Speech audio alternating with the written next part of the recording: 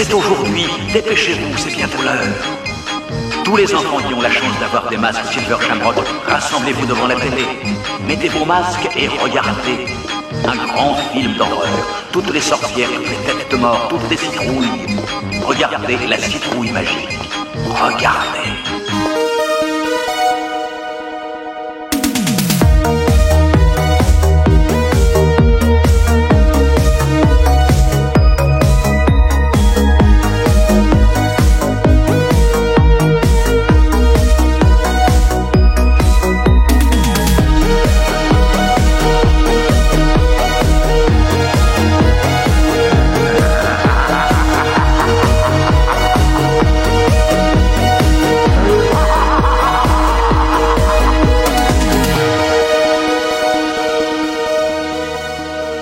Bonjour à tous et à toutes et bienvenue dans cet épisode de Jumpscare spécial Halloween.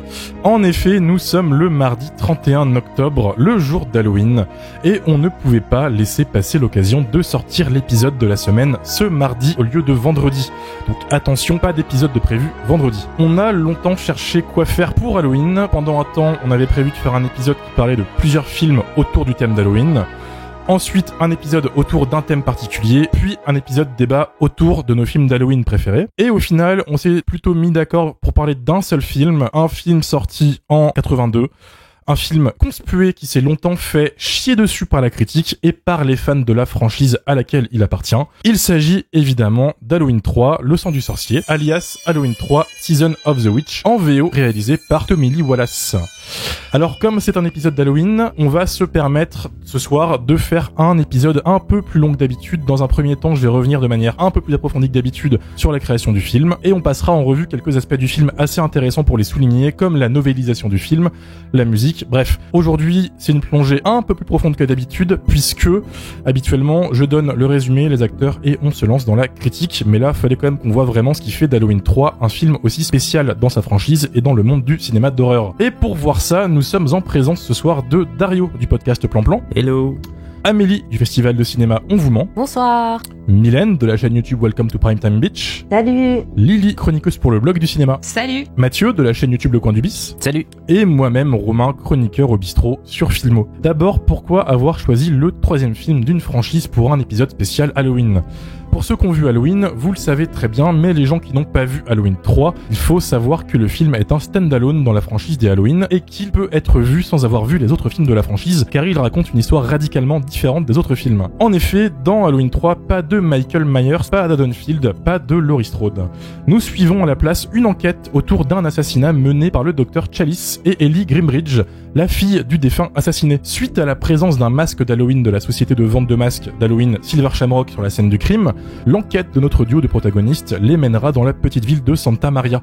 Une ville contrôlée entièrement par Silver Shamrock, peuplée d'androïdes qui font taire toute personne qui questionne les agissements de la société, et peuplée aussi de quelques adorateurs de Silver Shamrock complètement ravagés du cerveau. Il ne faudra pas attendre longtemps pour que notre duo découvre que le but ultime de Silver Shamrock et de son énigmatique directeur Conal Cochrane, sorcier et adorateur de dieux païens à ses heures perdues, est de vendre un maximum de masques d'Halloween aux enfants de tous les États-Unis, des masques qui ont le pouvoir de faire pourrir et fondre le crâne de la personne qu'ils portent, en faisant aussi sortir des nuées d'insectes et de serpents du crâne du pauvre enfant qui porte le masque le soir d'Halloween, si il a le malheur de regarder le spot télé spécial de Silver Shamrock. Comme vous pouvez le voir, Halloween 3 n'a donc plus rien à voir avec les deux premiers, à tel point qu'il fut rejeté par la critique et par les fans.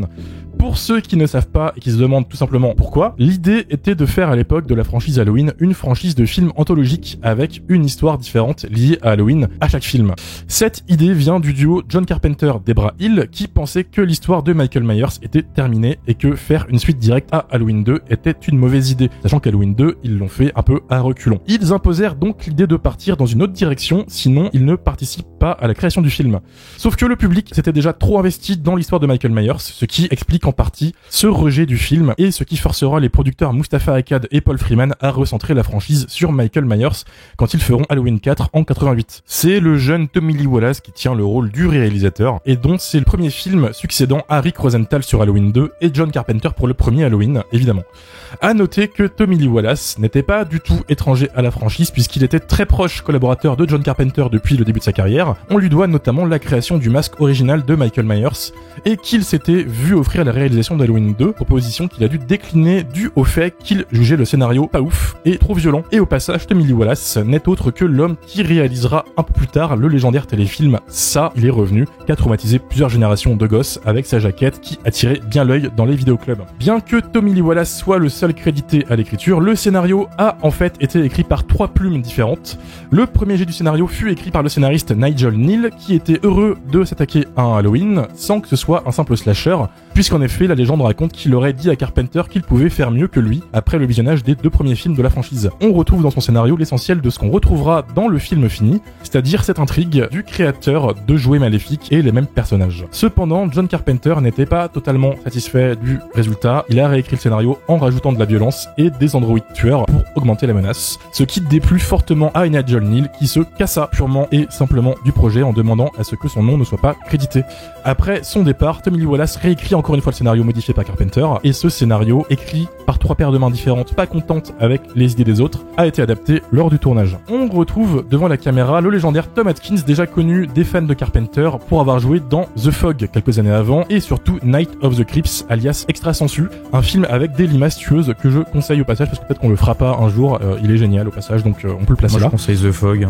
The Fog aussi, oui. Sa co-star est quant à elle jouée par Stacey Nelkin, et le méchant du film, Conal Cochrane, est interprété par Dan O'Herlihy, que les cinéphiles reconnaîtront vite, vu qu'il joue un des méchants bureaucrates du cultissime Robocop. Même s'il n'est pas derrière la caméra, John Carpenter a quand même pris du plaisir à revenir pour faire la musique du film avec son collègue Alan Howarth, qui avait déjà collaboré avec lui sur la BO de New York 97 et Halloween 2. John Carpenter, fidèle à lui-même, aurait, selon les dires d'Alan Howarth, dit « Écoute Alan, ça va être très simple, pour Halloween 3, on va juste se plagier nous-mêmes. » Ce qui donne un score aux notes synthétiques inspiré de la BO de New York 97 avec des petits accents de Tangerine Dream, qui fut beaucoup plus populaire que le film à son époque. Car oui, du coup, le film s'est bien fait défoncer la gueule par la presse et par les fans à l'époque, comme en témoigne cette critique d'époque de Variety. Il n'y a rien de plus à dire sur Halloween 3 qui n'a pas déjà été dit sur les 2 premiers, et c'est quelques imitations. Ils nous sortent le vieux cliché d'un vieux créateur de jouets maléfiques et des incohérences tellement grosses qu'on pourrait y tourner un 2e film si on voulait. Une autre critique très marrante de l'époque disait « Halloween 3 réussit le pari d'être un film anti-enfant, anti-capitalisme, anti-télévision et anti-irlandais en même temps. » Nous voilà donc plus de 40 ans plus tard pour voir si le film va réussir à trouver grâce auprès de nos chroniqueurs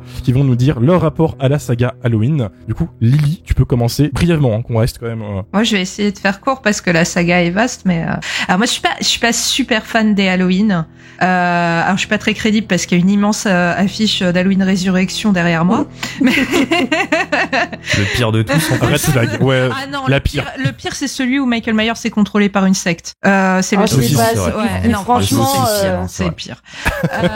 Non, mais en vrai, j'aime beaucoup le premier Halloween, évidemment pour tout ce qu'il représente, donc la popularisation du code du slasher, la révélation de John Carpenter et Jamie Lee Curtis au grand public. Par contre, j'ai une relation plus conflictuelle avec les suites. Je trouve Halloween 2 très moyen, j'en ai pas gardé un grand souvenir. Puis je sauve Halloween 20 ans après, parce qu'il a l'audace de mêler l'univers du premier grand slasher au néo-slasher qui le parodie.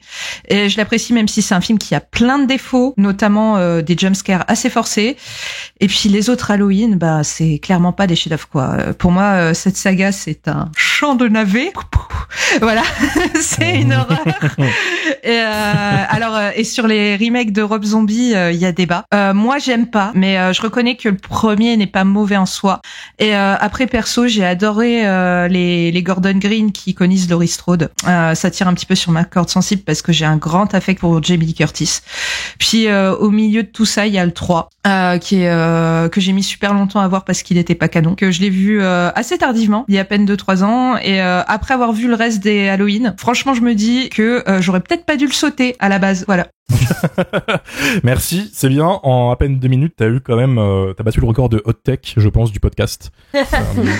Tu viens de te faire beaucoup d'ennemis en 2 minutes. Félicitations, Lily, sache-le. Mais pourquoi? T'as craché sur les anciens, t'as dit les Rob Zombie, il y a débat. Gordon Green, c'est pas mal. C'est l'inverse de ce que beaucoup de gens pensent. Ça va être fabuleux, les mentions Twitter. Je te remercie d'avance. Mais de rien, pour ce qui va avec se passer. plaisir. Mais tu as raison, sache-le en tout cas. Moi, je suis d'accord avec toi. Mathieu, de ton côté Halloween. Halloween, voilà, je pourrais le résumer comme ça. Voilà. Fin. Merci. Voilà. Merci, au revoir.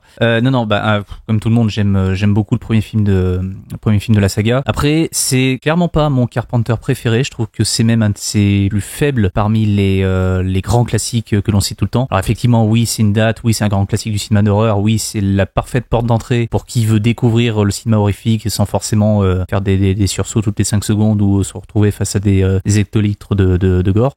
Donc voilà, le film il est intemporel, il y a pas de souci, c'est un grand classique, voilà. Mais je m'emmerde un petit peu devant, tout en reconnaissant voilà la maestria de Carpenter, sa mise en scène, la musique, le film fonctionne, mais je sais pas, il y a quelque chose qui me laisse un petit peu en dehors, et plus les années passent, et moins je suis sensible en fait au film. Je préfère infiniment ce qui va être réalisé juste après, Fog, qui est généralement un film qu'on oublie un petit peu parmi tout ce qu'il a fait au début de sa carrière, que je trouve beaucoup plus efficace. Et pour tout ce qui concerne en fait les suites du film de Carpenter, Halloween 2, je l'avais pas forcément trouvé foufou à l'époque, je l'ai revu cet après-midi et à mon avis il a pas trop changé. C'est un slasher efficace, on sent la patte de Carpenter, enfin c'est le même directeur photo, il y a certains plans qui sont plutôt cool, mais en vrai voilà, il se regarde sans trop de soucis, mais on l'oublie assez vite. Halloween 3, je l'avais un petit peu sauté à l'époque aussi comme Lily. Le 4, le 5 et le 6, ils se confondent tous dans ma tête, et parce que je crois que les 3 films sont clairement pas ouf. Je me rappelle vaguement d'une histoire de secte à la con qui n'avait aucun sens, enfin bref. Celui que j'avais bien aimé en tout cas à l'époque, mais que je pense qu'il a dû prendre un sérieux coup de vie aujourd'hui, c'est Halloween 20 ans après, qui a au moins la politesse de durer, je crois, de mémoire 1h10 ou 1h15. C'est un film qui est très rapide, et qui à l'époque se terminait par la décapitation de Michael Myers par Jamie Lee Curtis, enfin Laurie Strode. Sauf que juste après, on a le film qui trône fièrement dans le salon de Lily, Halloween Résurrection, qui de mémoire se passe dans une maison avec des caméras partout. On était en plein dans cette espèce de vague télé-réalité, love story et compagnie. Donc vraiment le film pue la merde, mais vraiment à tous les niveaux. Ce qui fait que quand je suis allé voir le remake de Rob Zombie, je me suis dit tiens, pourquoi pas. Carpenter déteste le remake de Rob Zombie. Moi j'aime bien parce que non, pas forcément raison. Le film il a un petit peu le cul entre deux chaises, c'est-à-dire que la première partie on voit l'enfance de Michael Myers et pourquoi en fait il est devenu ce qu'il est devenu. Je trouvais ça en tout cas à l'époque assez original. La deuxième partie est un peu plus convenue, c'est-à-dire qu'on retombe un petit peu sur les trucs classiques du film qui remake très proprement le film de Carpenter. Donc voilà, c'est pas désagréable, mais c'est pas non plus un chef-d'œuvre. Le Halloween 2 de Rob Zombie, j'aimerais bien le revoir parce qu'à l'époque je l'avais détesté, et en vrai plus les années passent et plus sa réputation est en train de changer. On se rend compte que c'est presque une espèce de grand film malade, parce que je crois qu'il y a une director's cut aussi qui a circulé et qui a même leaké sur internet. Enfin, il y a une histoire assez folle derrière tout ça. Il a ses fans. Et la trilogie de Gordon Green, j'ai trouvé le premier, cette espèce de legacy sequel, le Halloween, le premier de la trilogie. Halloween 2018. Voilà, celui-là, sympathique. Voilà, je pas sauté au plafond, mais ça se regardait. J'aime beaucoup le 2, Halloween Kills, qui est complètement con et qui ne fait absolument pas du tout avancer l'histoire. C'est que le film se termine, on est exactement au départ du truc. Mais par contre, il y a un bon petit body count. Enfin, c'est un carnage. C'est même plus c'est même plus Michael Myers, quoi. Là c'est Jason, quoi. Oui. Et le 3, désolé Romain, en vrai je reconnais le fait que il ait eu envie de tenter autre chose que simplement encore Michael Myers contre Laurie Strode et compagnie, en incluant un autre personnage qui est une espèce de psychopathe en devenir et qui se met à dos en fait tout un village. Donc du coup le fait que Michael Myers passe un petit peu au second plan, sur le papier je trouve ça courageux, à l'écran je trouve ça foutrement chiant, dans le sens où le personnage qui est sorti du chapeau de cette espèce de gamin psychopathe qui a des problèmes machin, juste je m'en fous. J'avais qu'une envie en fait, c'est vraiment qu'il crève, quoi. Et une fois qu'en fait ce personnage meurt, j'étais là à dire enfin le film démarre, enfin il va se passer quelque chose. Et en vrai l'affrontement entre Laurie Strode et Michael Myers, qui était là je crois que les droits sont repartis chez c'est Miramax, Miramax, donc de toute façon on en aura d'autres derrière, mais logiquement la fin c'était donc la fin de Halloween Ends, et en vrai j'aime le dernier quart d'heure, le reste m'emmerde un peu. Mais pour ce qui est d'Halloween 3, que j'ai vu donc tardivement, j'avais détesté à l'époque parce que la musique me cassait les pieds, parce qu'il y avait pas Michael Myers, et pour plein de raisons en vrai. Et du coup quand je l'ai revu un peu plus tard, je donnerai mon avis tout à l'heure, mais il a un tout petit peu changé, pas forcément beaucoup, mais un petit peu. Ok, no spoil, c'est beau. De ton côté, Amélie, la franchise Halloween, pour toi, qu'est-ce que c'est ? Alors, vous devez commencer à me connaître un petit peu. Vous savez que les sagas d'horreur, c'est pas vraiment mon truc. En général, je connais le film original et je regarde pas les suites. Et donc, c'est le cas pour Halloween. C'est-à-dire que j'aime beaucoup le premier film de Carpenter. Je l'ai vu plusieurs fois. J'ai pas vu grand-chose d'autre. J'avais déjà vu le 3 un peu par curiosité parce qu'il avait cette réputation d'être un peu chelou. Donc, je crois que je l'avais déjà vu. J'en avais pas beaucoup de souvenirs, mais je l'avais déjà vu, et j'ai vu le Résurrection, parce que pareil, avec des copains un peu pour rigoler, parce que là c'était un peu marrant, parce que c'était un nanar quoi. Je l'ai regardé comme un nanar. Ah bah peut-être mais Star Wars qui fait du karaté, quoi. Sinon, je n'ai pas vu ceux de Rob Zombie, je n'ai pas vu ceux de Gordon Green, je n'ai pas vu les 5, 6, 7, 8, 12, tout ce que vous voulez, je ne les ai pas vus. Moi, si j'ai envie de regarder Halloween, en fait, je regarde le premier. Voilà. Et c'est le cas pour pas mal de sagas d'horreur, en fait. Tu veux dire que t'as pas vu Jason X? Non. c'est le meilleur. Tu connais pas encore le vrai cinéma. Ouais, voilà. Pareil. Un jour, on va lui faire voir. Franchement, vendredi 13, j'ai vu que le premier, hein, c'est pareil. En général, il y a que Hellraiser où si les Freddy, je les ai tous vus. Et Hellraiser, j'ai voulu voir jusqu'où ça allait. Et même comme ça, je crois que j'ai pas fini la saga. Quelle horreur. Mais voilà. C'est l'une des pires Donc, sagas. De tous les temps. C'est top, n'empêche d'avoir ce genre d'opinion avec nous ce soir, puisque tu fais office de la personne qui connaît pas trop la franchise du coup. Donc t'as un avis plus pur que nous, dont Mylène d'ailleurs, qui a dû poncer la franchise un peu plus que toi. Ouais, moi c'est la première grosse franchise que j'ai vue. J'étais au collège et du coup j'ai adoré, j'étais trop à fond, j'avais vraiment le frisson d'enchaîner les films, c'était incroyable. Et quand j'ai découvert le 1, il m'a tellement marqué, notamment la BO et la figure en fait de Michael Myers qu'on n'arrivait pas trop à identifier, que pendant des mois j'en ai fait des cauchemars. Je rêvais que Michael Myers me poursuivait dans mes rêves sans parler comme ça, juste comme dans le film. Donc ça a très bien marché sur moi. C'est peut-être le seul boogeyman de slasher qui m'a fait faire des cauchemars. Donc au moins ça a été très efficace. Bon, maintenant avec le temps ça marche plus autant. Le 2, j'ai en fait pendant des années je le mélangeais avec le 1 parce que j'avais dû en fait les voir à la suite et j'avais du mal à dissocier la culture entre les deux films. Ouais, voilà. Et puis en fait vraiment je les enchaînais, donc je pense que pendant un temps pour moi c'était le même film. Et en fait quand j'ai vu le 2 tout seul il y a très peu de temps, je me suis dit c'est un peu de la merde quand même. C'est pas un très beau film finalement. Et à l'époque, le 3, j'avais trouvé le DVD en brocante, j'étais super contente. Et donc, j'enchaînais les films sans faire de recherche dessus. Et donc, je lance le film et en fait, je me rends vite compte que je vois pas Michael Myers et je me dis putain, c'est quoi ce bordel? Et en fait, je comprenais rien. DVD dans la boîte. C'est ça. Après, je vois qu'il y a le film d'Halloween qui passe dans le film. Je me dis putain, mais je suis bourrée ou quoi là? J'ai rien compris. Et du coup, jusqu'à la fin du film, je n'ai pas compris ce qui m'arrivait. C'est-à-dire que je savais pas ce que j'avais mis, je savais pas ce que j'avais regardé, juste j'étais en colère. Tout ce qui s'est passé. Après, vraiment, il m'a laissé. Je me suis dit, mais qu'est-ce que t'as vécu le film comme le public à l'époque, en fait. Finalement. Ah, mais totalement, parce que j'avais pas du tout de moyen de faire des recherches. Je l'ai vraiment vu sans aucune info, et du coup, je n'ai pas compris. Et en fait, c'était ça qui était beau aussi dans ma découverte de la franchise, c'est que je découvrais un peu les changements au fur et à mesure. C'est-à-dire que dans le 4, quand j'ai vu qu'il y avait plus de Jamie Lee Curtis, j'étais en mode, mais what? Attends, c'est sa fille, c'est pas sa fille, je comprends plus. Il y avait un truc assez niais dans ma découverte de la franchise qui fait que je l'aime beaucoup, même si elle est hyper inégale. Le 4 et le 5 sont un peu en dessous. Bon, le 4 encore ça va. Le 5, bon, n'en parlons pas. C'est compliqué. La pauvre Danielle Harris, elle joue comme ses pieds. La pauvre gamine, c'est compliqué. Le 6, c'est un cauchemar ambulant qui a au moins 3 ou 4 versions. Je veux dire, c'est une malédiction, comme son titre l'indique. Le 7, c'est mon petit chouchou parce que forcément, c'est un émule de Scream. Bah oui. Kevin Williamson. Voilà, comment je pourrais dire non? Il y a plein de blagues méta, il y a une blague sur des douches qui sont bouchées, qui sont faites par Janet Leigh. Moi, je suis là. Ça me fait toujours autant rire, quoi. Enfin, cette blague est pourrie. À chaque fois que je mets le film, Lily, elle est témoin. Je me marre. Cette blague marche toujours sur moi, 20 ans après. C'est très bien. Et ensuite, Résurrection, Lily, je suis désolée, mais c'est une bouse ambulante, Résurrection. C'est un calvaire, c'est une souffrance. Je comprends mais je le trouve pas bien. Je le trouve pas bien, hein. Attention. J'ai l'affiche pharmacinée dans mon salon, mais j'aime pas le film.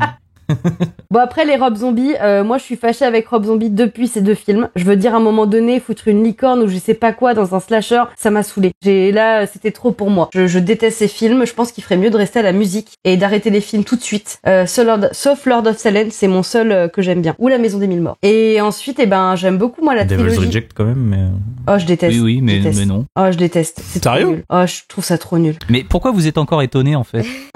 C'est une vraie question. Faut savoir un truc, c'est que comme Mylène défonce un film un peu aléatoirement dans le podcast, à chaque fois j'ai une mention Twitter. C'est toujours surprenant en fait. On perd des auditeurs.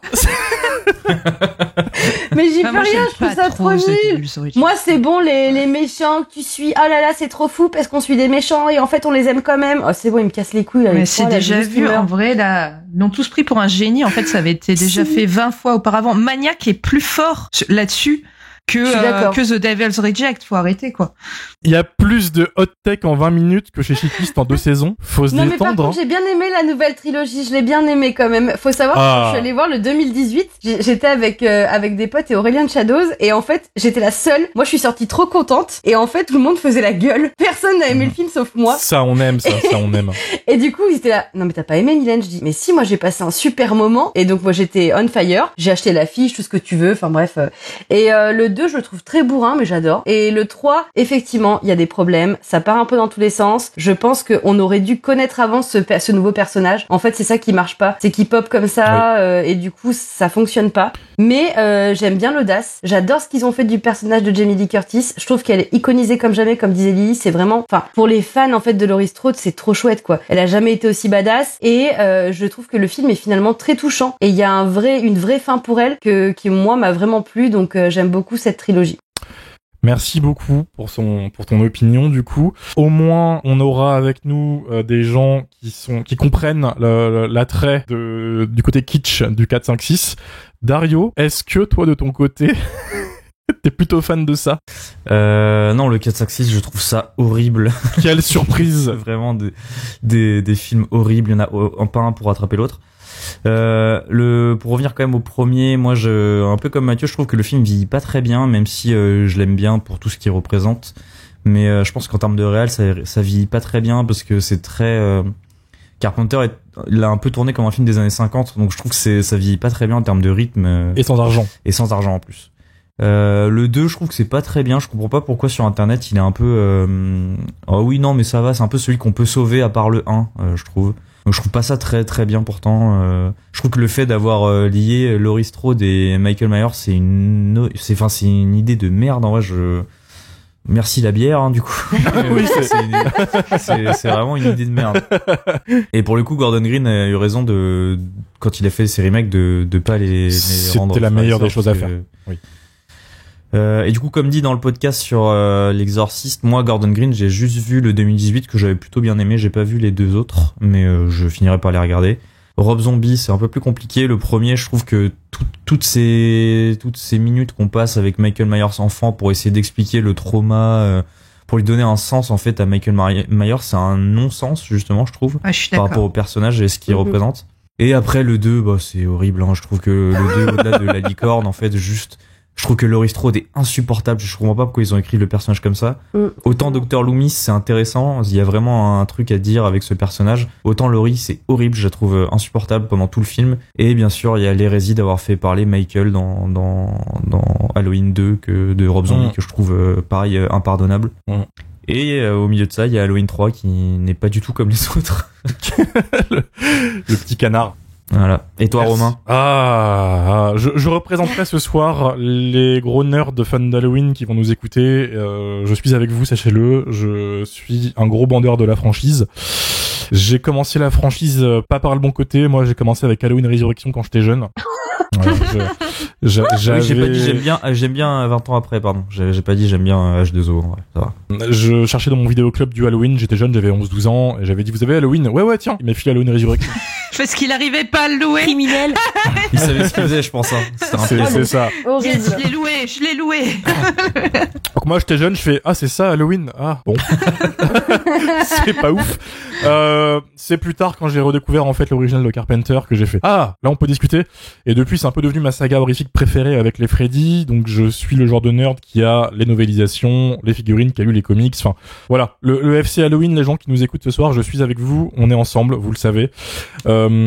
J'ai une grosse passion pour tous les films de la franchise, même les mauvais. Le 1 est évidemment un chef-d'œuvre qui vieillit peut-être un peu mal en effet, parce qu'il a quand même bientôt 50 ans, le film, faut pas oublier, et qu'il subit les effets du temps et de son petit budget, mais ça reste légendaire dans ce qu'il fait.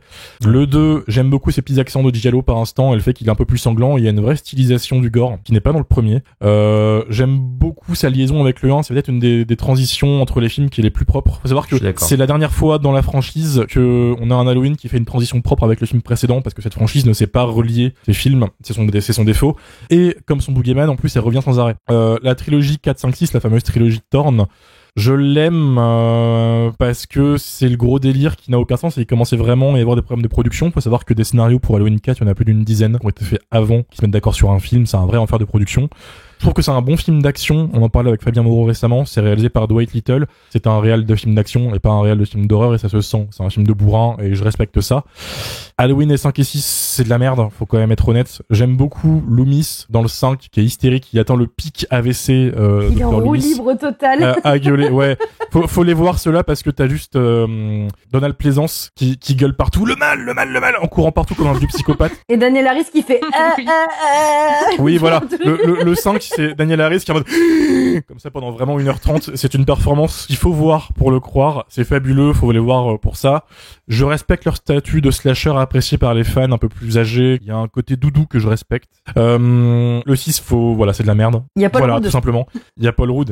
Bon, bah voilà. Ça suffit pas pour sauver un film. Hein. Voilà. Paul Rudd. Paul Rudd a fait Ant-Man 3 récemment. C'est pas non plus un gage de qualité, tu vois. En plus, il joue Tommy. Ant-Man 1, C'est là, et mais Ant-Man qui est 2. Tommy C'est déjà? ça. T'as des bugs en mode, mais Oui, qui est-il c'est ça. C'est une franchise qui est intéressante pour ses soucis de production. C'est légendaire tout le bordel que ça a été pour avoir cette franchise. Il y a des dizaines de scripts abandonnés, des dizaines de réalisateurs qui se sont cassés les pieds pour essayer d'en faire. C'est n'importe quoi. Halloween H2O et Halloween Résurrection, c'est ceux que j'aime le moins dans le lot, même si je respecte le côté nanar d'Halloween Résurrection. Enfin, moi, je préfère Halloween Résurrection à H2O, je suis désolé. Je comprends que beaucoup de gens... Non, c'est vrai. Je pense sincèrement que H2O est un très mauvais Scream qui, en plus, est mal filmé avec un des pires masques de Michael Myers qui ressemble à par Tahiti contre, oui, Bob. c'est le pire masque. C'est vrai. mais C'est... Voilà. Terrible. Le masque du 4, il est bien dégueu aussi. Hein. 4, 5, 6, c'est les pires masques. C'est un autre débat. Si on fait les pires masques d'Halloween, on n'est pas sorti par contre, parce que là, voilà. Mais H Résurrection a cet avantage d'avoir Busta Rhymes qui fait du kung-fu contre Michael Myers. Halloween H2O n'a pas cette audace. Halloween H2O tente vraiment de refaire Scream et de s'adapter à la nouvelle génération de cinéphiles qui découvrent un peu l'horreur et le slasher méta. Résurrection envoie tout chier et fait caca par terre. Et s'en va comme une légende. Et moi, je trouve ça fabuleux. Les Rob Zombies, ils ont leur vision. Je pense qu'il aurait vraiment dû faire un massacre à la tronçonneuse puisque l'amour du white trash de Rob Zombie transpire dans ses films. C'est vraiment le défaut, je trouve. Mais j'aime bien cette idée de faire de Michael Myers une sorte de mec de 2m30 terrifiant pour le coup. Donc voilà, ils ont leurs avantages. Le 2, j'ai jamais su me situer, faudra que je le revoie à l'occasion. Mais le Blu-ray n'est plus trouvable et en plus ceux qui circulent sont en mauvais état, donc c'est compliqué. D'ailleurs, si vous nous écoutez Wildside, ressortez-le, c'est l'instant. Voilà, et la trilogie Gordon Green, elle est dans mes veines.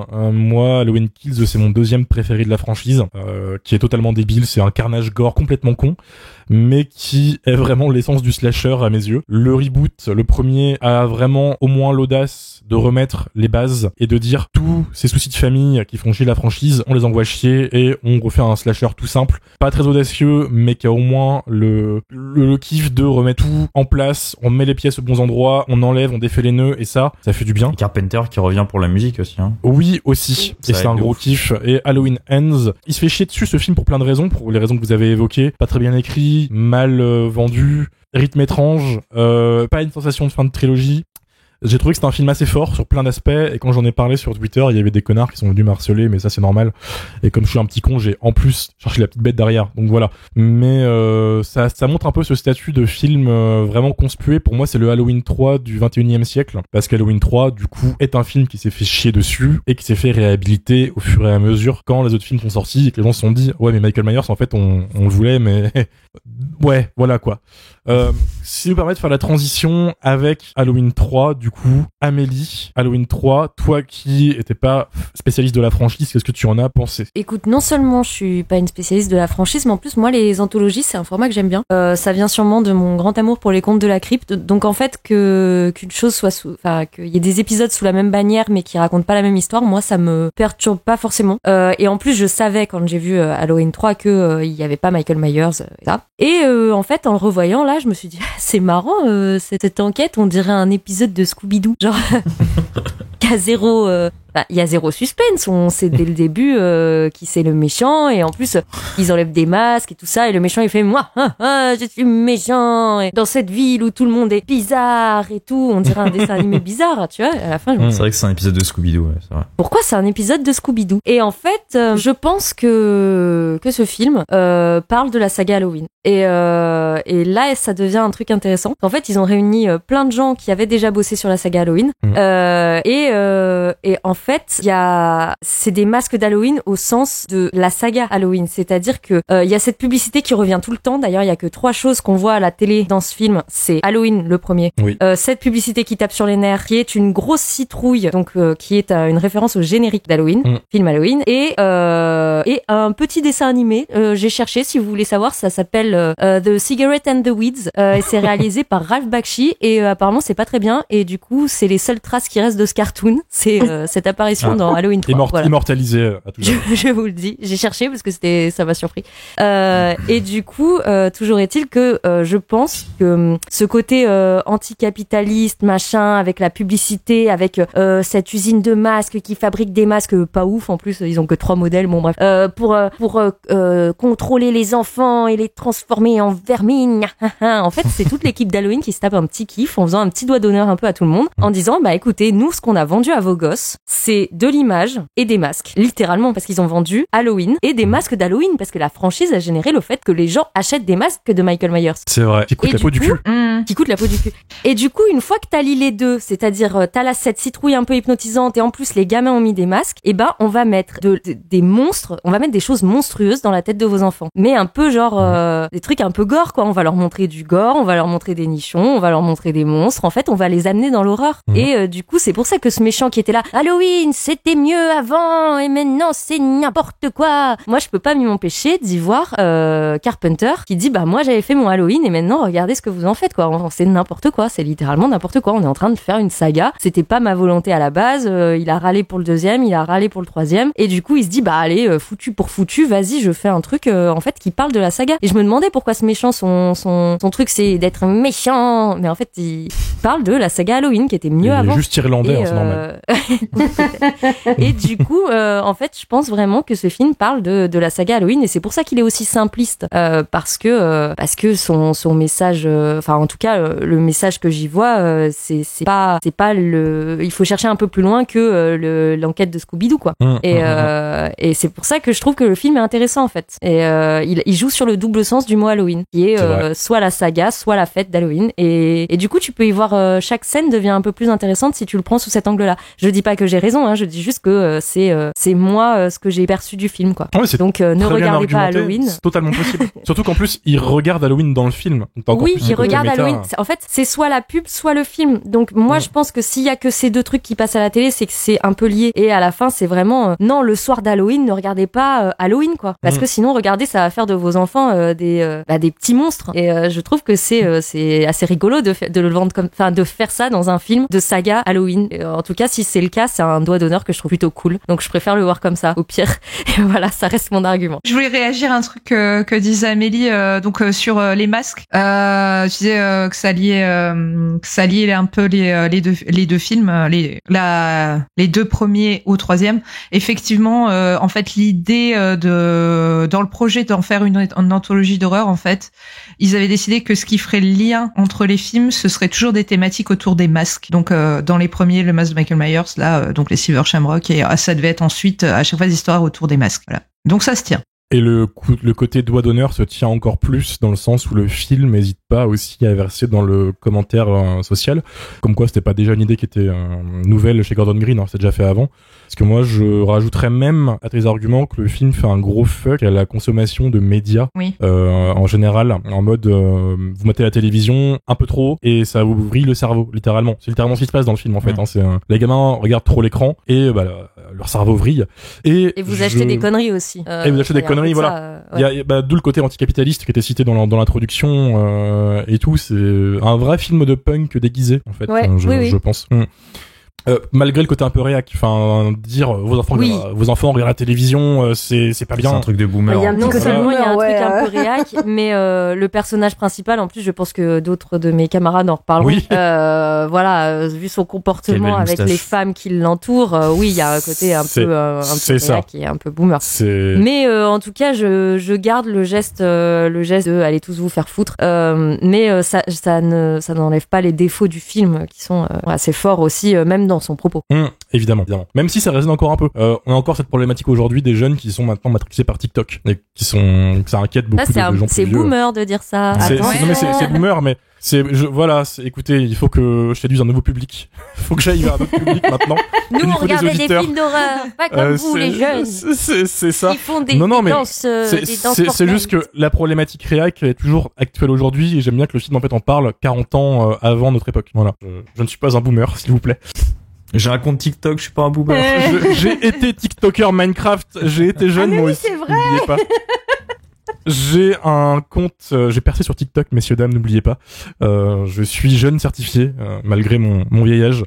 Merci pour ton avis, du coup. Merci beaucoup, Amélie. C'est bien d'avoir l'opinion de quelqu'un qui ne connaissait pas trop la saga et qui, en plus, trouve un truc que j'ai jamais entendu. C'est-à-dire que j'avais jamais capté, moi, ce côté dos d'honneur avec Halloween. Souvent, les gens disent que, au contraire, le film inverse l'iconographie des deux premiers. Avec les masques et tout, et toi t'es carrément passé dans l'autre sens.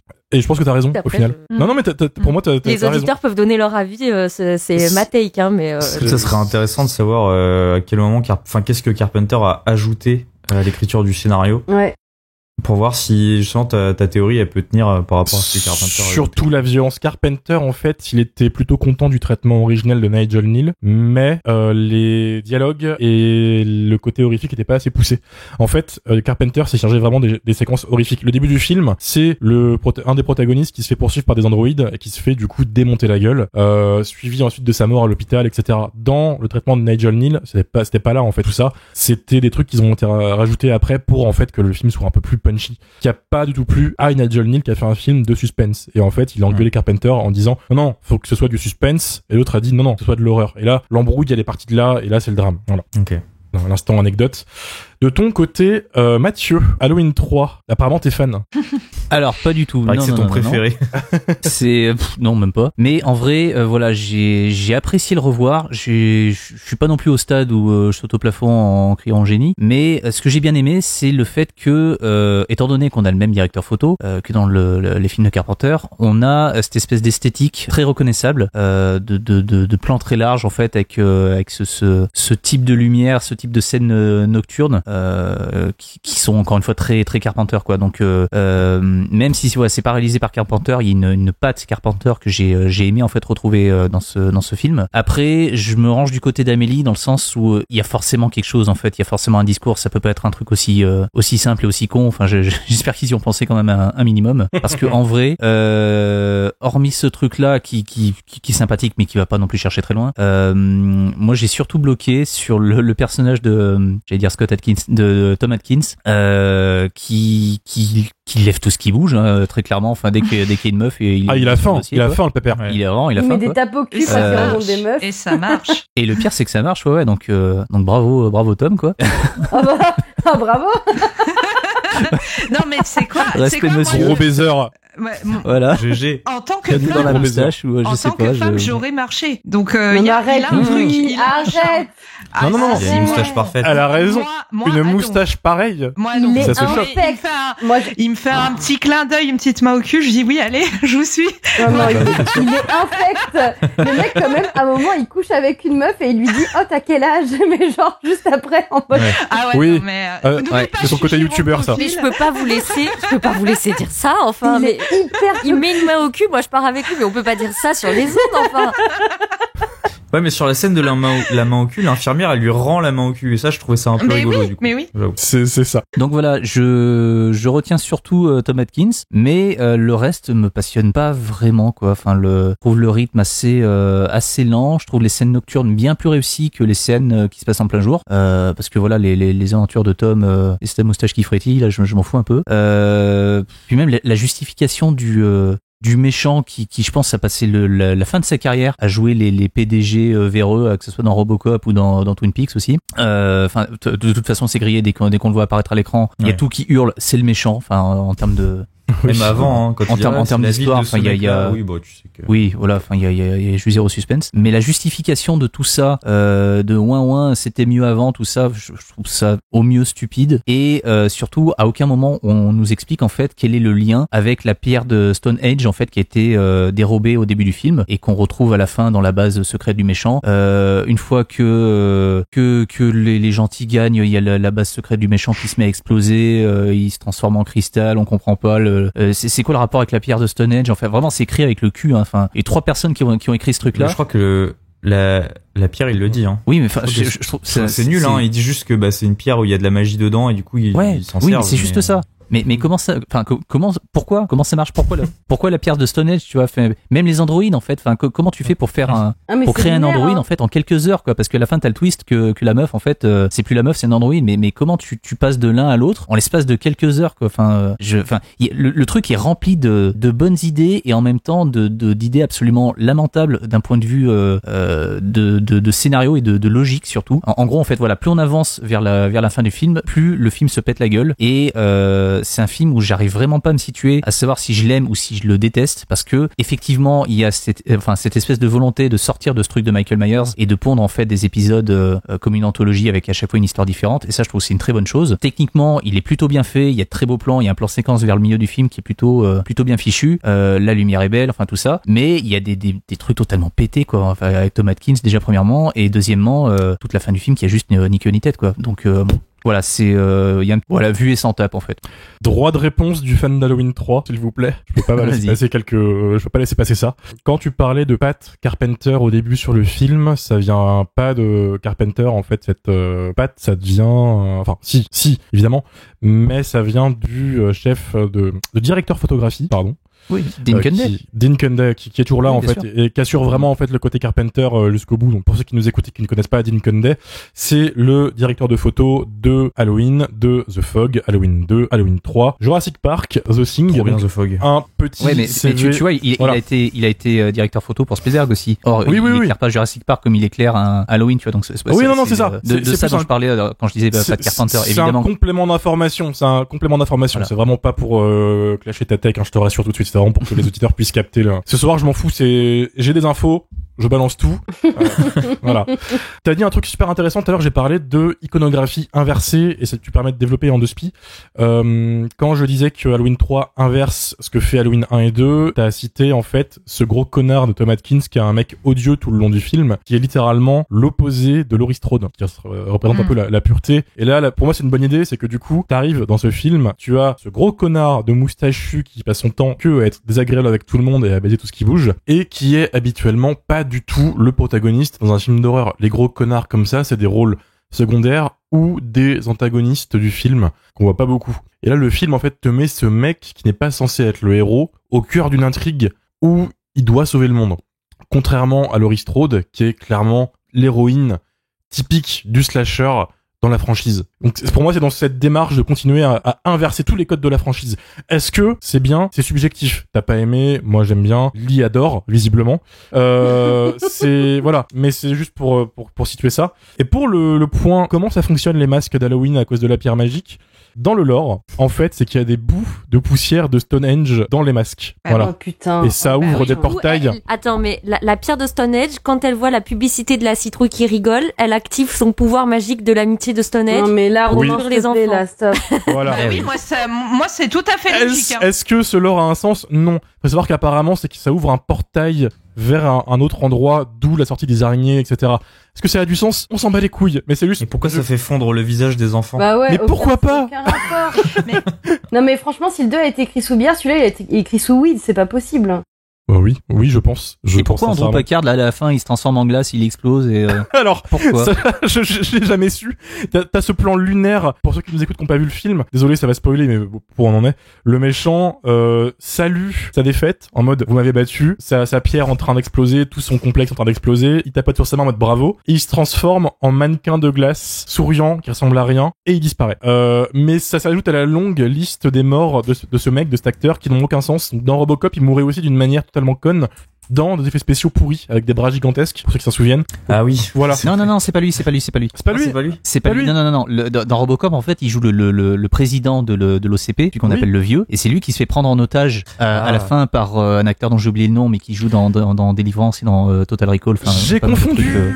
Voilà. J'ai confondu. Et c'est ce gars-là en fait qui le prend en otage et qui en fait finit défenestré par Robocop et qui se retrouve en fait avec des bras un peu gigantesques là. Désolé. Mais le patron de l'OCP, c'est celui qui survit et qui demande à Robocop comment est-ce qu'il s'appelle. Robocop lui dit Murphy. Autant pour moi, en effet, j'ai confondu un vieux blanc avec des cheveux blancs avec un autre vieux blanc avec des cheveux blancs. Merci. Voilà, c'était juste le point information.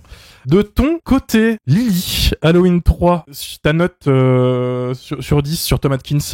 Main au cul sur 10. Main au cul sur 10. 15 sur 10. Il peut même mettre une main sur chaque fesse, je veux bien. Faut qu'il garde une main pour boire de la bière, attention. Je lui la tiens, sa bière. Alors...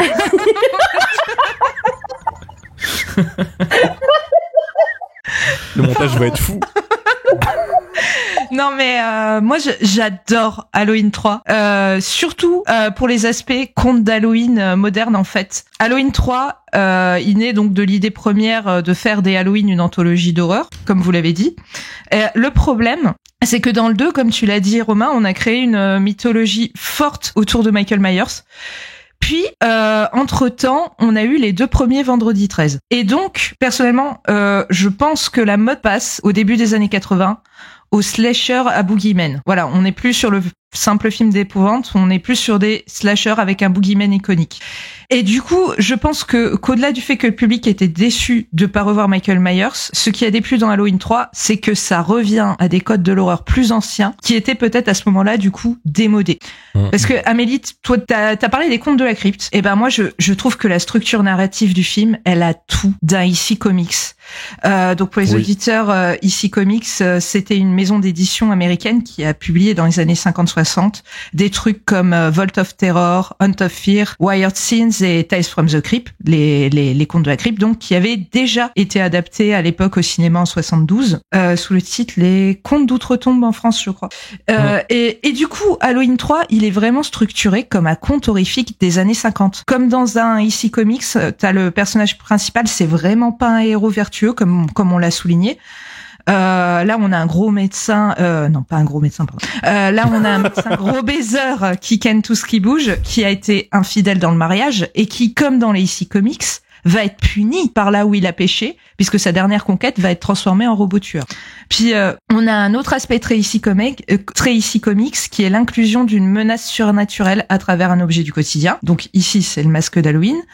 Et en fait, chez EC Comics, l'objet fantastique, il sert souvent à condamner des aspects de la modernité, et c'est le cas ici aussi, puisque les masques de Silver Shamrock, ils servent à critiquer le consumérisme et l'influence de la télévision. Et enfin, on a la fin en cliffhanger très cruel, où on sait pas trop ce qui va devenir ensuite, ce qui est aussi un élément récurrent dans les EC Comics, et tous les aspects très what the fuck, illogiques du scénario, comme la pierre de Stonehenge que vous avez cité, moi, c'est des choses que je rattache vraiment à ces univers EC Comics, contes de la crypte, t'avais beaucoup de choses très absurdes qui se sont à peine survolées dans ces récits-là.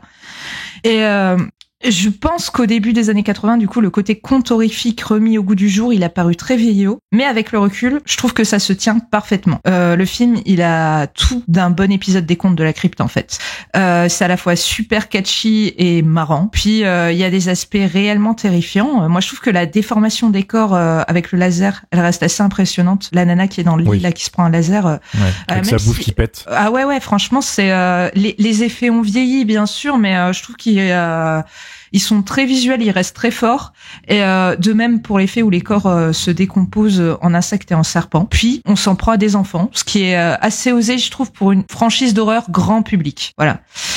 Donc, perso, je trouve que c'est pas un grand film en tant que suite à Halloween de John Carpenter, mais en tant que petit film d'épouvante spooky, il fait super bien le taf dans la pure tradition du conte d'Halloween américain. Mais après, si ma théorie est exacte et que la base, c'est les trucs genre EC Comics, effectivement, ça reste des trucs assez vieille école et très moralistes. Donc je comprends qu'on puisse ne pas y adhérer parce qu'il y a un côté très réac à ces trucs-là, quoi. Totalement. Mais t'as pas tort dans le sens où dans les années 80, les trentenaires, quarantenaires avaient une fascination pour les années 50. Comme nous, on a une fascination pour les années 80, 90, tu vois, c'est générationnel. Donc l'inspiration, je pense, peut totalement venir de là. Merci pour ton opinion. De ton côté, Mylène, est-ce que tu es d'accord avec ça? Alors moi, j'ai une relation assez aléatoire avec le film. C'est-à-dire que je passe d'un amour tiède à la haine. Aléatoire. J'arrive pas à savoir, ça change tout le temps, c'est fluctuant, ça dépend de mon humeur. C'est-à-dire que j'aime beaucoup son côté spooky, je rejoins totalement Lily, ça m'a beaucoup fait penser à Creepshow, qui s'inspire de EC Comics, donc c'est totalement ça. Et je trouve que pour un film d'Halloween, ça fonctionne totalement. Vraiment, il y a ce côté spookiesque que j'aime beaucoup. Je trouve que les visuels des masques sont très sympas. Il y a aussi une vibe un peu invasion des profanateurs de sépulture, notamment dans l'intro, en fait, avec ce mec qui va arriver comme ça, un peu en mode fou, annoncer qu'il va y avoir une espèce... un drame qui va arriver. Je trouve que ça, c'est plutôt sympa. Mais mon problème, c'est qu'en fait, le scénario, mais il est complètement aux fraises. Et en fait, il y a des choses que, au fur et à mesure du temps, j'avais même oublié. J'avais oublié qu'en fait, que Tom Hopkins c'était un médecin. Je m'étais persuadée que c'était un journaliste. Et en fait, je ne comprenais plus pourquoi ce médecin voulait mener une enquête. Je me suis dit, ça n'a aucun sens. J'étais aussi persuadée que sa future meuf était une journaliste, alors que pas du tout. Je trouve que les personnages sont très mal écrits. Lui, sa seule écriture, c'est mettre des mains au cul. Il appelle sa femme, elle lui fait des réflexions en mode, t'es au bar? Non, je suis pas au bar. Bon, on a compris, tu bois de la bière, on a compris, t'as une moustache. Et effectivement, son perso, il est complètement pété durant tout le film, mais ça m'a donné la migraine, ça, et la musique, même si j'adore la musique, mais là, il y avait un combo, quoi. Et je comprenais pas ce perso, j'avais pas envie de le suivre, je le trouvais infect, je pense qu'effectivement, c'est volontaire, mais à chaque fois, moi, j'ai envie de lui faire bouffer sa moustache, quoi. Et il y a des trucs, il y a vraiment des non-sens, il y a une espèce de pot pourri qui marche pas toujours. Quand on arrive dans l'usine, j'ai l'impression de me retrouver dans un contre-pied horrifique de Willy Wonka, avec Willy Wonka qui voudrait clairement tuer les gosses qui vont venir visiter en mode viens là mon petit, je vais t'en passer un petit masque, attends, prends celui-là, ça va être sympa. Je trouve que par contre la scène justement de test où le gamin littéralement se fond avec plein de trucs qui sortent de sa tête, cette scène elle est incroyable. Franchement elle peut presque sauver le film. C'est la séquence du film. Ouais. Je trouve qu'elle est hyper osée, effectivement les effets spéciaux sont très sympas. Par contre ces robots, parlons-en, ça n'a rien à foutre là. Moi il y a des mots, en fait quand je regarde le film j'oscille entre ah c'est plutôt pas mal, je passe un bon moment et putain mais t'as fait quoi là? T'es perdu en chemin. Clairement quand le vieux commence à me raconter pourquoi il a fait ses masques, son petit caillou qu'il a ramené, qu'il a piqué, je suis là mais non, tu vas pas me vendre une pierre de lune là. On n'est pas en train de faire son marché et je comprends pas ce que ça fout là. Et en fait c'est marrant parce que c'est quelque chose que je peux pardonner à un épisode de Creepshow ou au film Creepshow et que j'ai tendance à pardonner une fois sur deux à Halloween 3. Donc encore une fois mon avis change. Je trouve que c'est un film que je conseillerais quand même pour Halloween, mais il faut accepter de pardonner tous ces trucs qui ne vont pas dans le film quoi. Après je pense que c'est parce que les Creepshows c'est court. Je pense que c'est peut-être pas fait pour tenir sur 1h30. Parce que même on parlait des longs métrages Creepshow, c'est à chaque fois c'est des anthologies, c'est des petits courts métrages en fait, rattachés entre eux. Et vous savez qui c'est qui joue dans Creepshow? Tom Atkins, en effet. Mais du coup, si tu as une opinion qui change sans arrêt une fois sur deux sur Halloween 3, l'année prochaine, Jumpscare Halloween 2024, Halloween 3. On refait Halloween 3. Mais attends, toutes les opinions sont inversées, tu sais. Non mais je t'ai dit avant de le voir que je l'aimais parce que là je l'ai vu il y a 2 ans et je l'avais aimé. Et là en fait j'étais là mais j'ai fini en facepalm en me disant mais qu'est-ce que je regarde. Je trouvais qu'il y avait des réactions hyper lunaires et justement cette relation en fait c'est marrant quand j'étais à 2 et que je l'avais vu, je comprenais pas du tout la relation entre Tom Atkins et sa meuf. Et en fait je me suis dit mais c'est normal, c'est que c'est complètement lunaire, il y a rien qui va. Et en fait je me rappelais même plus qu'il avait une femme parce qu'en fait c'est hyper anecdotique. Et du coup je trouve ça dommage parce qu'en fait on te place plein de choses sur ce personnage qui ne te servent strictement à rien. Et allez si, il appelle sa femme pour dire enlève les masques s'il te plaît. Mais en fait, il y a plein de trucs comme ça qui sont un peu lunaires. Et quand j'ai vu l'introduction justement et son rôle de gros bourrin médecin, moi ça m'a juste fait penser au médecin dans dans Planète Terreur. Oui. Je sais pas pourquoi, il m'a beaucoup rappelé, j'ai eu un espèce de flash et je me suis dit putain c'est le même. Faudra qu'on en parle de Planète Terreur parce que pour le coup il est quand même vachement fun. Mais c'est pas le sujet, on se retrouve en 2024 pour du coup que Mathieu nous cite les louanges d'Halloween 3 et que toi du coup tu l'apprécies beaucoup plus Mylène. Il nous reste une personne en dehors de moi, il nous reste la légende. Toujours plus les intros.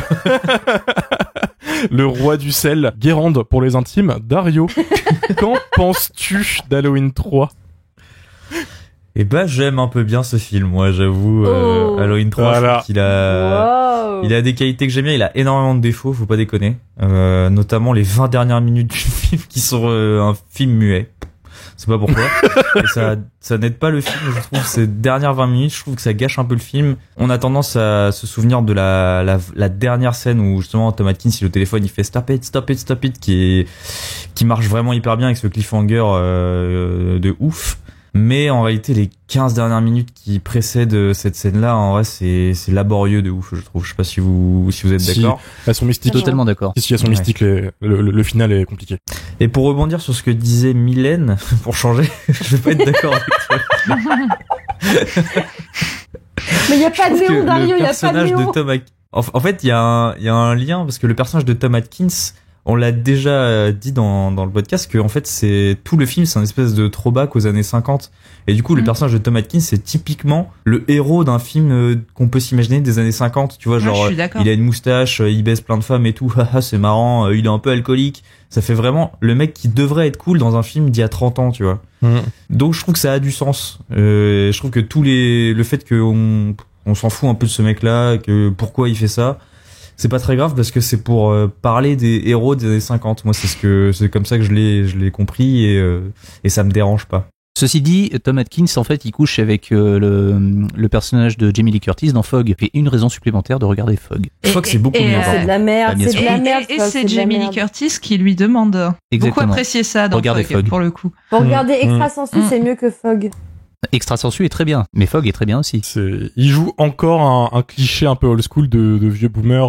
Je sais pas, gros je l'aime baiser, bien dans Extra Sensu. Il est moins gros baiser dans Extra Sensu. Il est plus Ah, mais c'est dépressif. son rôle préféré. C'est son rôle préféré d'ailleurs. Enfin, Alors, c'est pas un rôle, hein. Faut le voir en convention, le Tom Atkins. T'inquiète pas que quand un mec vient pour un autographe, il te regarde même pas, mais quand t'es une nana, t'inquiète pas. Là, mon gars, il est en mode, oh, mais viens, tu veux Viens des toucher autographes, ma mais viens, pas de moustache. soucis, tu vois.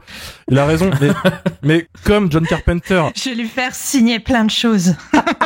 ce qui d'ailleurs me permet de faire une transition de fou. John Carpenter en dédicace, je l'ai vu 2 fois et on a remarqué avec un pote qu'il ne fait aucun effort sur les photos, sauf avec les meufs. Bizarre. Sauf sur les photos avec des meufs où il y a Sandy King, sa femme, qui est pas loin, comme par hasard. Donc voilà, Évidemment. il a 70 ans, mais il Les causes à toujours effet, les idées voilà, bien tout ça, placées. tout ça. Ouais, voilà. Pierre pas le Nord. Mais du coup, j'ai pu le voir en 2018, Carpenter, en dédicace, et je lui ai ramené l'affiche d'Halloween 3. L'affiche française. L'affiche française d'Halloween 3 qui est faite par Michel Landy, qui est un grand affichiste, qui a fait l'affiche d'Halloween 2 aussi. Les affiches françaises d'Halloween 2 et 3, elles sont assez spéciales. Elles ont un look propre à C'est elles. moche, hein. Non, elles sont chouettes. Elles ont un charme, elles ont un truc, mais elles divisent. Tapez sur Google, les auditeurs, auditrices, Halloween 2 ou Halloween 3, Michel Landy, L-A-N-D-I, vous verrez. L'affiche d'Halloween 3, c'est un enfant qui est tout rouge, ensanglanté, qui crie avec des faisceaux blancs qui sortent des yeux, avec marqué Halloween 3 au-dessus, et en bas à droite, les 3 masques d'Halloween du film. C'est pas une affiche qu'il a dû voir beaucoup, du coup, je pense qu'il avait déjà vu avant, mais qu'il devait pas s'attendre à ce qu'on lui ramène. J'ai fait 2 dédicaces avec lui, à chaque fois on ramenait The Thing, Halloween, ou Escape from New York à chaque fois. Moi, j'arrive avec ça, du coup, avec une affiche d'Halloween 1, Halloween 3, je glisse l'affiche d'Halloween 1, il la signe. Pas de réaction, c'est Carpenter, c'est attendu. Il enlève l'affiche d'Halloween 1, l'affiche d'Halloween 3, du coup, il est en face de lui. Il lève un sourcil et il fait juste ah. Voilà. Et c'est tout. Et je me suis dit, c'est réaction pique John Carpenter, j'aurais pas mieux, je pense. Donc voilà, je pense que le débat est clos pour ceux qui voulaient l'affiche d'Halloween 3 sur le fameux Blu-ray du chat qui fume. Carpenter n'approuve pas l'affiche. Donc voilà, c'est Ça se comprend, hein. mais j'ai cette affiche qui trône chez moi, qui est pas forcément très très canon, mais avec ce petit gribouillis. Voilà, plaisir de fan. Je vais peut-être dire ce que je pense du film, même si je pense que ça a leaké depuis le début de l'épisode. Je pense que ça se sent. Que ce que j'en pense, c'est que je pense que c'est le meilleur Halloween. Voilà, c'est dit. Je suis un connard. Je le mets en top 1 de la franchise, malgré les évidentes qualités du 1. Moi, je suis fan de Tom Atkins, c'est-à-dire que je suis Team Lily. J'irai pas jusqu'à me dire Si qu'il tu peut veux qu'il te mette des mains au cul. En vrai, écoute, Oh, mais On vous est êtes deux, trop on est gérable. deux. Au moins une. j'ai On pourra lui tenir 2 bières. Il y avait un événement de fans à la convention Halloween 40 ans de terreur il y a quelques années où tu pouvais boire un verre avec Tom Atkins dans un pub et tu avais ta photo avec Franchement. lui, avec ta bière. Ah, ça, c'est coûté la cool. peau du C'est cul, mignon, c'était c'est rempli. mignon. Il joue le jeu, il aime beaucoup le film, tout ça. Je pense qu'Halloween 3, c'est mon préféré pour plein de raisons que j'ai déjà évoquées, donc je vais pas me répéter, mais je lui trouve quelques qualités techniques de fou. Je suis fan de sa BO. Je pense que c'est une des meilleures BO de Carpenter, qui fait un peu l'inverse de ce qu'il fait sur le 1. C'est très synthé, fini le piano, c'est beaucoup plus calme, beaucoup plus atmosphérique. Et tu as ce générique d'introduction que je trouve génial, qui te dit tout du film, où ils refont la citrouille sur une télé, qui est une superbe réinvention du générique du premier, qui te dit tout D'accord. sur le film. Et à l'image en fait de ce premier plan qui est légendaire, le film a aussi le plan final légendaire de la franchise, qui est une des meilleures fins de la saga, je trouve. Juste ces deux plans foutent le film au-dessus de tout ce que la franchise a fait pendant quelques années après. Après, le plan de fin du premier Halloween est mieux quand même, je trouve, mais ça peut se comprendre aussi. Ça se comprend aussi, mais moi j'ai plus été touché par ça, par cette puissance d'un coup le film. Tu passes 10 minutes un peu mystiques où en effet c'est muet, en effet ça ralentit. Vraiment il y a un quart d'heure pour moi l'empêche d'être un excellent film d'horreur à la fin, ou très bizarre. Je sais pas ce qui s'est passé, je l'ai subi un peu, ça ralentit. En fait, une fois que tu sais ce qui se passe tu sais qu'en fait, dès qu'il te révèle le twist et qu'il s'échappe, tu perds en fait l'engouement que t'avais avant. L'enquête est finie, maintenant ils doivent s'échapper, c'est chiant. Le twist de Ellie qui devient un robot en 2 secondes, tu le vois venir, elle parle pas avant, c'est mal amené, c'est très dommage. Mais encore une fois, ça C'est se joue à l'invasion Qu'est-ce des que ça ordinateurs. implique? Ça implique que les androïdes c'était des humains avant qui ont été transformés en robots. Voilà. Ou je comprends pas T'en l'implication sauras pas de plus. ce truc. C'est le mystère, c'est vraiment le twist à 2 balles qui pour moi en fait abaisse la qualité du film.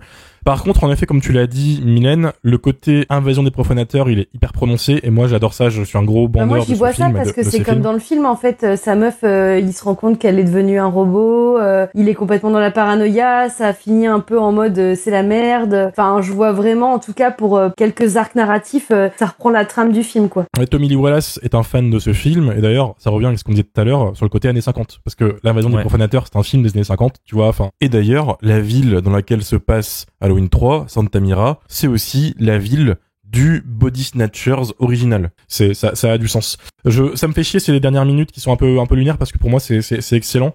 Tom Atkins, gros baiser, rien à dire, le boss, moustache qui tue, voilà.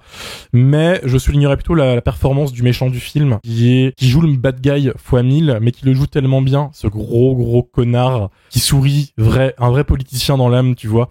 Il le vend trop bien. Conal Cochrane, pour moi, est un des méchants les plus iconiques de la saga. Et c'est un peu le méchant, tu sais, de Elvira, mais qui serait devenu politicien, tu vois. Oui, c'est ça. Mais qui te vend avec le plus grand sourire du monde son truc. Tu sais que c'est maléfique, mais il te le vend. Voilà. Je trouve qu'il y a une des meilleures séquences de la saga aussi dedans, qui est évidemment la mort du gamin avec le masque. C'est iconique. J'avais déjà dit ce que je pensais du film avant, je vais pas me répéter, mais c'est un des films d'Halloween que j'aime le plus revoir. L'atmosphère, elle est folle. La musique, elle est folle. L'enquête, elle est hyper marrante. La musique de cette putain de pub qui revient sans arrêt, elle est géniale. Elle est entêtante. Tu l'as en tête à la fin du film, c'est horrible, mais du coup, tu ressens encore plus cette pression terrible. Voilà, il y a plein de qualités. Je trouve que les gens qui se limitent à dire c'est nul, il y a pas Michael Myers, n'ont pas revu Halloween 3. J'entends qu'on ne peut ne pas l'apprécier, comme Mathieu par exemple. Mais surtout pas vu Halloween 4, mais ils ont pas vu les autres Halloween. Voilà, mais il y a un culte autour de Mike. En vrai, t'as raison, hein. T'as raison, parce que le truc, c'est que je suis pas un grand fan d'Halloween 3, mais quitte à choisir, je choisis 100 fois ce film que Halloween 4, 5 et 6, hein. Mais bien sûr. Mais après, ça, c'est dans la communauté Halloween. Tu as les fans d'Halloween, la franchise, et tu as les fans de Michael Myers. Et ça, c'est compliqué. On part dans les fandoms, les sous-fandoms, et c'est un vrai enfer. Le débat a toujours rage, même si le film, il est réhabilité. Maintenant, c'est inévitable. C'est plus, en fait, une théorie. Le film, il est apprécié. Il y a plein de gens qui ne le regarderont pas parce que c'est de la merde, c'est Halloween 3, voilà, qui bougeront pas. C'est dommage, je pense qu'il mérite son revisionnage. Encore plus depuis la ressortie en Blu-ray chez Le Chat qui fume. Un Blu-ray épuisé, désolé les éditeurs si vous le voulez, il faudra passer par Vinted, Le Bon Coin ou eBay. Il y a eu une réimpression, donc peut-être que vous le trouverez à moins cher, le Blu-ray simple. Je crois qu'il est ressorti en simple, il est sorti en simple, mais il est épuisé en simple aussi. Ah mince. Donc voilà, Okay. Stéphane Bouillet, si tu nous entends et que tu vas encore te retaper des gens qui vont te dire on veut l'acheter parce qu'on sait qu'on t'a vidé les stocks de long week-end après notre épisode, c'est le moment d'en ressortir. Sinon, le DVD est facilement trouvable, c'est un film qui est pas non plus très très rare. À l'étranger, il y a des Blu-ray aussi pour ceux qui ça dérange pas, mais le remaster est fou et le son aussi a été remasterisé. Enfin bref, c'est un gros kiff. Je terminerai avec un petit point anecdotique, mais qui mérite d'être souligné sur la novélisation du film, qui n'est jamais sorti en France, comme toutes les novélisations des films Halloween. C'est inédit pour l'instant. Elles sont écrites les premières par Dennis Hutchison, sous un pseudo qui est Jack Martin. Il les a écrits et il y a beaucoup de modifications par rapport au film à chaque fois. Le mec de l'école des fans. Quoi ? Oui, c'est lui. C'est Jacques Martin. Jacques Martin. Bon dimanche. J'ai pas la rêve. Il a frisé Romain, il s'est dit mais qu'est-ce qu'il me Mec, fait là? j'ai fait un AVC d'un coup là. J'étais Ah ouais, lancé. il a frisé. Ah ouais. C'est incroyable. Je reprends. Halloween 3 est écrit d'une manière assez particulière parce que, pour l'avoir lu il y a quelques années, quand la novélisation ne valait encore que 80 €, maintenant elle en vaut 200, si vous la voulez, c'est compliqué, vivant la réédition, il est écrit entièrement à la première personne, tu es dans la tête de Tom Atkins tout le long, du début à la fin. Donc tous les événements du film sont rejoués d'une manière où tu ne vois pas forcément, par exemple, ce clochard qui se fait décapiter, non, il trouvera la tête, en fait, du personnage plus tard, etc. Il y a une modification qui est assez marrante à la fin. Le robot Ellie, du coup, sa pote, la protagoniste qui devient un androïde à la fin, le twist, etc., devient dans son cerveau une enfant. Et elle prend le méchant pour son papa. Ça n'a aucun sens. On sait pas. C'est mal expliqué. Voilà. En fait, pour ceux qui ont vu le film, qui savent, quand Ellie se fait kidnapper, elle revient en robot plus tard. Dans la novélisation, dans sa tête, c'est une enfant et elle prend, du coup, le méchant pour son daron. Est-ce que c'est pas parce qu'elle perd son père? Il y a peut-être de ça. Je l'assume. Attention, je ne suis pas professionnel, je n'ai pas relu la novélisation, je n'ai pas eu le temps de la relire. J'ai quand même revérifié, je dis pas de la merde, il y a bien ce passage, je l'ai pas rêvé. Et aussi, il y a un truc très marrant, une anecdote plutôt folle, où à un moment, Tom Atkins dans le film revoit Halloween, du coup, et se dit dans sa tête, putain, Nancy Loomis, dans le film, on dirait mon ex-femme. Son ex-femme, dans Halloween 3, est jouée par Nancy Kyes, qui joue Nancy Loomis dans Halloween. Méta avant l'heure, voilà. Pof pof, dans ton cul, Gordon Green. Voilà, je m'arrêterai là pour les louanges d'Halloween 3. Pour moi, c'est une dinguerie. La novélisation, si vous la voulez, c'est dur de la trouver, elle vaut 200 balles. Peut-être que des bouquinistes, et du coup, on pense à l'Entresort, qui est une boutique française de Paperbacks from Hell, des romans de poche horrifiques français ou américains, peut-être qu'elle l'aura. Mais je pense qu'il faudra raquer un petit peu, les gars, je suis désolé, parce que ça a jamais été réédité. À noter un truc, c'est que le Dennis Hutchison qui a écrit cette nouvelle a aussi écrit le fameux script d'Halloween 4 qui n'a jamais été tourné, qui est surnaturel avec un Michael Myers de 12 mètres de haut qui poursuit les gens parce que pourquoi pas. Je l'ai pas lu ce script, j'ai juste lu un décryptage. Teen Halloween quoi. Shin Halloween, c'est ça, le Godzilla, voilà. Si vous voulez savoir tous ces anecdotes, tout ce bordel, lisez un bouquin qui s'appelle Taking Shape, qui est la Bible, qui est en 2 volumes, qui font 1000 pages en tout. C'est un retour entier sur la franchise, sur tous les films. Et le volume 2, c'est 600 pages d'analyse de tous les scénarios abandonnés d'Halloween. Il y en a beaucoup trop. Il y a tous les cinéastes horrifiques que tu peux imaginer qui ont voulu en faire un. Et ils analysent ça. C'est en anglais malheureusement. Mais si vous comprenez l'anglais, faites-vous un gros kiff. Il y aura pas plus d'exhaustif que ça sur la saga. C'est ce qui m'a permis de me remettre un petit peu à jour. Donc je cite le bouquin parce que j'avais des anecdotes que j'étais pas sûr. Et le bouquin en fait m'a remis dans le droit chemin. Est-ce que c'était vrai? Est-ce que c'était dans ma tête? Voilà. Donc le roman il l'a sorti comme un YouTuber. Vous avez pas la vidéo, mais nous il nous l'a sorti comme un YouTuber. Taking Shape, comme ça, en le mettant devant la caméra. J'ai tout. Je vais arrêter là. L'épisode, il est déjà super long. Je propose qu'on s'arrête tous là. Pas d'avis d'auditeurs, évidemment, parce que c'est un épisode un peu surprise, malgré le fait qu'on l'a bien teasé sur les réseaux sociaux. On avait émis l'idée de proposer aux auditeurs de nous dire leur Halloween préféré, détesté, faire un petit débat autour. Mais faire un podcast de 5 heures, c'est pas forcément confortable. Donc on va prendre cette idée. On en fera peut-être un truc plus exhaustif un jour. Donc gardez vos opinions et vos hot takes pour plus tard, on s'en servira. Merci à tous d'avoir suivi ce podcast, merci à l'équipe d'avoir été là ce soir.